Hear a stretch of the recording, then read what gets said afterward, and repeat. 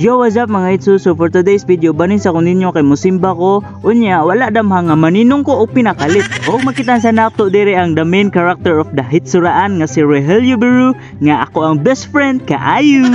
Shout out sa imong kuan ba imong baby. Angeline mo to? Oh, Angeline.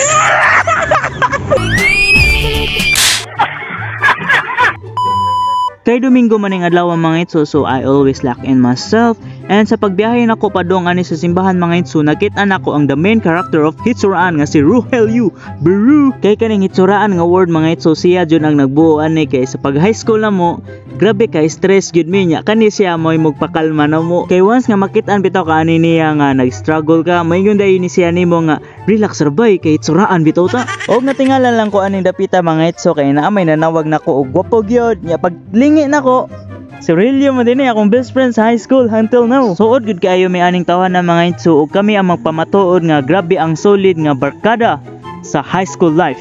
Nga wala ka kay ikarwe the main of character sa Hitsuraan na mo.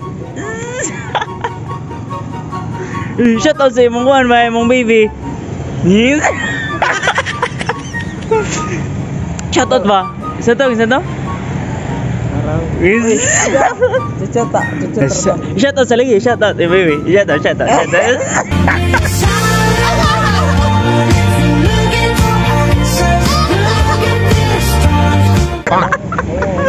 Ba, gusto tayo pangan mo po? Ha? Gusto tayo pangan? Asa ato nila. Is.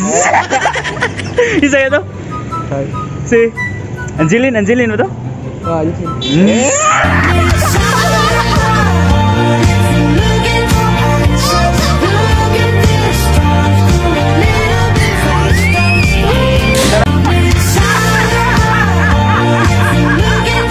Angeline mo to? Oh, Angeline. Wala pa mga kopo. Sige, masimbas ako. Unya. O fast forward aning dapita mga itso, niabot ako sa amo ang simbahan diri sa Gindulman. And thankful kay ko guys kay sa side sa akong family is grabe sila ka religious, especially to my grandmother and grandfather mga itso no, nga mao gyud sila ga-guide nako. And until now nga nagamit gyapon ako ang ilahang tambag nga magpaduol gyud sa Ginoo no matter what happen. Kay pinaka-importante gyud na sila guys. Lahi ra gyud sa feelings mga itso no kung nakay Ginoo sa imong life kay makasabot kay sa imong dagan sa imong kinabuhi. And most especially is gaan kayo imong life dadon gyud mga itso. I learned how to be responsible, kind, and to respect each other lives. O ganing dapita mga itso, na-shock lang ko kay gitagaan mo kog baptist candle. Unya ang gatag sa baptist candle is si Sir Bitonio, ang amo ang senior high school instructor sa una guys, and mao ni ang iyahang asawa ug iyahang baby. So wala ko expect guys nga matagaan kog baptist candle kay ang ako ang pag-ani kay musimba lang gyud.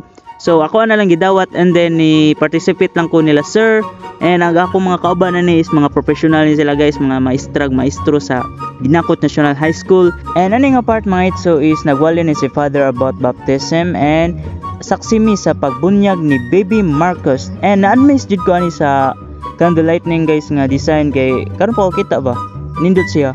O paghuman ni mga itso is nag picture nami, nagtapok-tapok. And mao ni sila guys ang mga ninong ug ninang nila baby Marcos.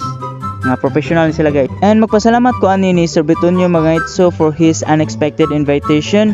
Og ilasad kong gipang-congratulate mga itso sa akong pag-graduate og college. And fast forward ani mga itso, niuli na ko ani and then namili ko og mangga kay lami kay og mangga ikaon garon. So, mao ni siya guys. Enjan mo na enjan. Dahil tayo mangga enjan 20 na 20. Pilang kilo te? O ganito tama na akong video mga itso. I hope you enjoy watching. God bless. Bye bye.